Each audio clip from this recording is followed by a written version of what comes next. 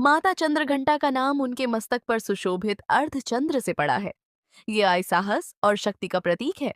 पौराणिक कथा के अनुसार माता चंद्रघंटा का यह रूप तब प्रकट हुआ जब उन्होंने भगवान शिव से विवाह किया। विवाह के समय भगवान शिव अपने भयानक और विरक्त रूप में बारात लेकर आए।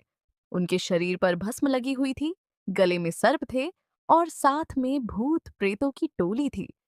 ये रूप देखकर माता पार्वती के माता पिता और सभी लोग भयभीत हो गए। तब माता पार्वती ने स्थिति को समझा और एक दिव्य, सुंदर और तेजस्वी रूप धारण किया, जिसे हम माता चंद्रघंटा के नाम से जानते हैं। उन्होंने अपने मस्तक पर अर्धचंद्र धारण किया और सिंह पर सवार होकर प्रकट हुईं। उनका यह रूप इतना आकर्षक और शक्तिशाली था कि भगवान शिव भी शांत और सौम्य रूप में आ गए। इस प्रकार उनका विवाह विधिपूर्वक संपन्न हुआ। माता चंद्रघंटा के 10 हाथ होते हैं, जिनमें वे विभिन्न अस्त्र शस्त्र धारण करती हैं, जैसे त्रिशूल, गदा, तलवार, धनुष बाण आदि। एक हाथ में कमल का फूल होता है और एक हाथ वर मुद्रा में होता है, जिससे वे अपने भक्तों को आशीर्वाद देती हैं। उनकी घंटी की ध्वनि इतनी शक्तिशाली मानी जाती है कि यह नकारात्मक शक्तियों और दुष्ट आत्माओं का नाश कर देती है।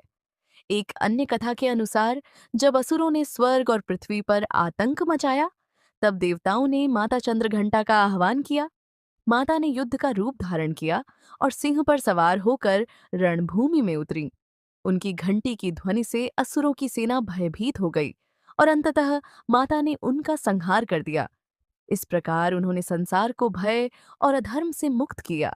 माता चंद्रघंटा अपने भक्तों को साहस, आत्मविश्वास और शांति प्रदान करती हैं। जो भी सच्चे मन से उनकी पूजा करता है, उसके जीवन से भय और बाधाएं दूर हो जाती हैं। उनकी कृपा से व्यक्ति को मानसिक शांति, शक्ति और सफलता प्राप्त होती है। इस प्रकार माता चंद्रघंटा का ये रूप हमें यह सिखाता है कि जीवन में शांति और शक्ति दोनों का संतुलन आवश्यक है। वे हमें सिखाती हैं कि अन्याय के विरुद्ध आवाज उठाना और धर्म की रक्षा करना ही सच्चा कर्तव्य है।